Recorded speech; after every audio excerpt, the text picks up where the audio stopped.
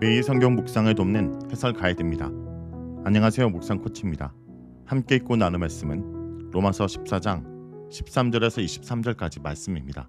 음식을 먹을 문제보다 더 중요한 것은 서로 화평을 누리고 서로 덕을 세우는 일입니다. 사소한 것에 대한 자기 신념 때문에 형제를 넘어지게 하고 화목이 깨어진다면 그것은 더 중요한 가치인 의와 평강의 희락을 잃어버린 행위입니다. 13절에서 18절 읽겠습니다. 그런즉 우리가 다시는 서로 비판하지 말고 도리어 부딪힐 것이나 거칠 것을 형제 앞에 두지 아니하도록 주의하라. 내가 주 예수 안에서 알고 확신하노니 무엇이든지 스스로 속된 것이 없으되 다만 속되게 여기는 그 사람에게는 속되니라. 만일 음식으로 말미암아 내 형제가 근심하게 되면 이는 내가 사랑으로 행하지 아니함이라. 그리스도께서 대신하여 죽으신 형제를 내 음식으로 망하게 하지 말라. 그러므로 너희의 선한 것이 비방을 받지 않게 하라. 하나님의 나라는 먹는 것과 마시는 것이 아니요 오직 성령 안에 있는 의와 평강과 희락이라. 이로써 그리스도를 섬기는 자는 하나님을 기쁘시게 하며 사람에게도 칭찬을 받느니라. 13절과 15절은 형제를 비판하지 말고 사랑의 원리로 그들을 대하라고 주문합니다. 가운데 위치한 14절에서는 로마 교회 유대인과 이방인 그리스도인 사이에서 문제가 된 정결법에 대한 바울 자신의 입장을 제시합니다. 바울은 13절에서 15절뿐 아니라 16절에서 18절, 19절에서 21절에서도 같은 샌드위치 구조를 사용합니다. 세 개의 연속된 소단락은 가운데 구절에서 로마 교회 문제에 대한 바울의 입장을 구체적으로 제시하고 그 입장을 둘러싸고 있는 구절들에서는 그 문제에 접근하는 그리스도인들의 윤리적 자세를 제시하는 구조가 보입니다. 바울은 다시는 서로 비판하지 말라라는 총류 문장으로 13절을 시작합니다. 비판하지 말라라는 명령은 14장 1절에서는 강한 자들에게, 14장 3절에서는 약한 자들에게 명령한 것입니다. 13절은 서로라는 부사를 사용하였습니다. 나아가 바울은 부딪힐 것이나 거칠 것을 형제 앞에 두지 않도록 주의하라고 권면합니다. 로마 교회 분위기상 유대파 그리스도인들이 이방인 그리스도인들에게 정결법 준수를 요구하여 압력을 가하기는 어려웠을 것입니다. 오히려 다수에 속했던 이방인 그리스도인들에게 주는 권면이라면 더 직접적인 권면의 성격을 띱니다. 이들은 유대인 형제들에게 그들의 간습을 지키는 것이 무익하다고 주장하며 자극했을 것입니다. 바울도 14절에서 이들과 입장을 같이 하고 있습니다.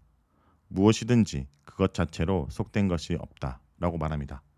바울은 무언가를 속된 이유를 바로 그것을 속되게 여기는 사람에게 찾습니다. 이상 14절의 내용은 바울이 주 예수 안에서 알고 확신하게 된 진리들입니다.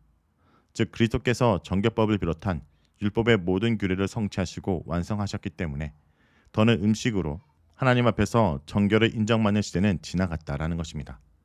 14절의 권면은 16절에서 사랑의 원리로 확대됩니다. 형제를 근심하게 하는 것은 사랑의 원리에 어긋납니다. 바울은 무엇보다 그리스도께서 그를 위하여 죽으셨다라는 점을 상기시킵니다. 7절에서 9절에 의하면 그리스도께서는 죽으시고 부활하셔서 모든 이들의 주가 되셨습니다. 그리스도께서 우리를 위하여 죽으신 것은 하나님의 사랑을 확증하는 결정적인 사건입니다.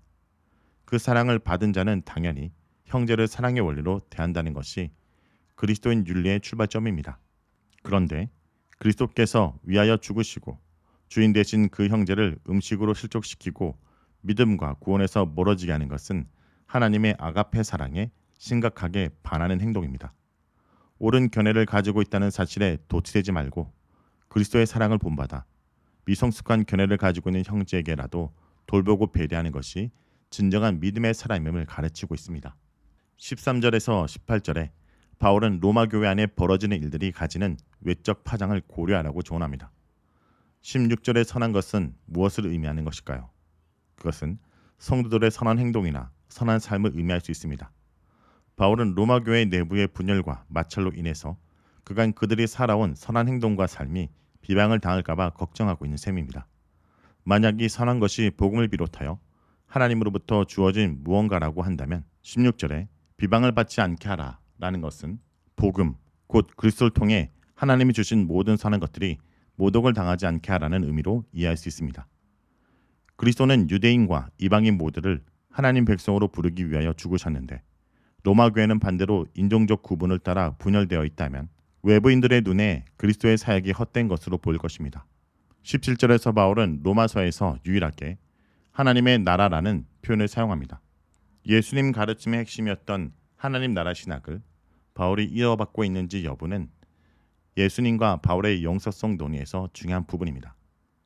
복음서는 그 하나님 나라가 그리스도에게 임했다는 점을, 바울은 우리가 그 그리스도에게 임한 하나님 나라를 그리스도 안에서 함께 누린다는 점을 각각 핵심적인 메시지로 전달하고 있습니다. 17절이 말하는 것처럼 의로움, 곧 하나님과의 관계가 정상화되는 복, 평화, 곧 하나님과의 화해를 통해 하나님이 의도하신 모든 관계 속에서 그 원래 충만함을 누리는 복, 희락, 곧 그 평화 속에서 때묻지 않는 순전한 기쁨을 누리는 복은 오직 하나님 나라 임재를 통해서 임합니다. 이러한 의로움, 평화, 희락은 성령을 통해 지금 여기에 와 있으면서도 또한 미래에 완성될 것입니다. 이렇게 성령 안에서 하나님의 다스림을 받으며 사는 이들은 두 가지 삶의 중요한 증거를 확보하는데, 첫째는 하나님을 기쁘시게 하는 것이요, 둘째는 외부인으로부터 칭찬을 받는 것입니다. 초대 예루살렘 교회가 보여준 것처럼 하나님 나라를 살아가는 이들의 삶이야말로 복음을 위한 최고의 증거입니다. 19절에서 23절 읽겠습니다. 그러므로 우리가 화평의 일로 서로 덕을 세우는 일에 힘쓰나니 음식으로 말미암아 하나님의 사업을 무너지게 하지 말라.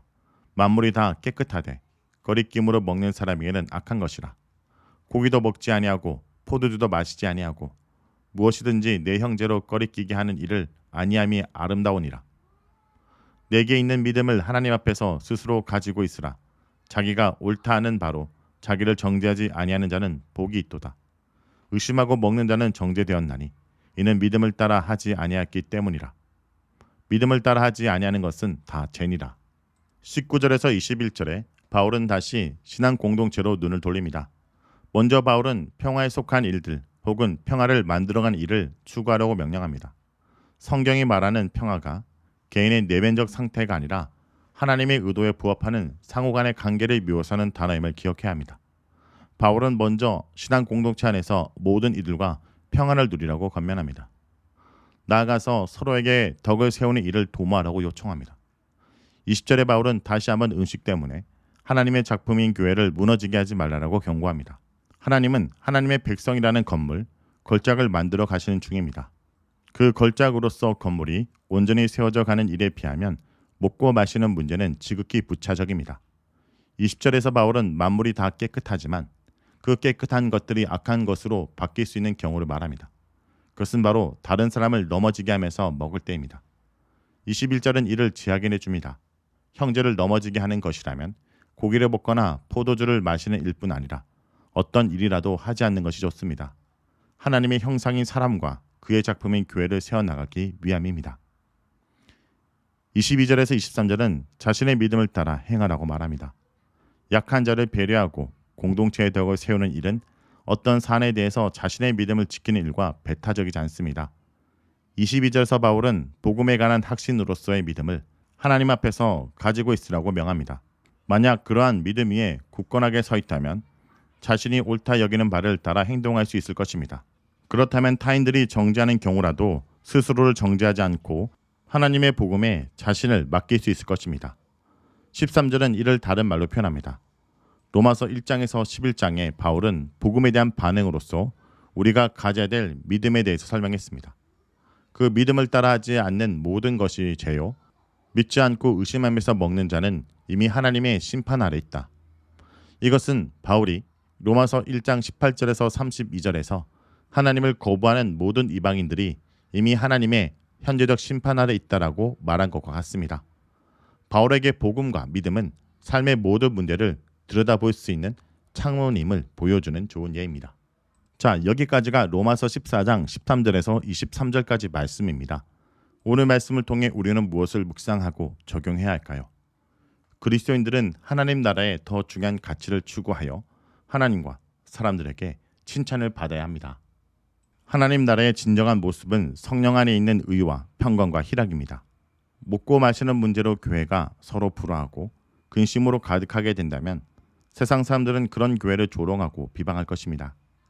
그리스도인들이 비본질적인 문제에 집착하여 서로 물고 다투는 동안 본질적인 복음의 핵심은 설 자리를 잃고 하나님 나라는 실종될 것입니다. 성도 여러분, 오늘 내가 있는 이곳에서 내가 할 수 있는 화평의 일과 덕을 세우는 일은 무엇인지 생각해 보길 바랍니다.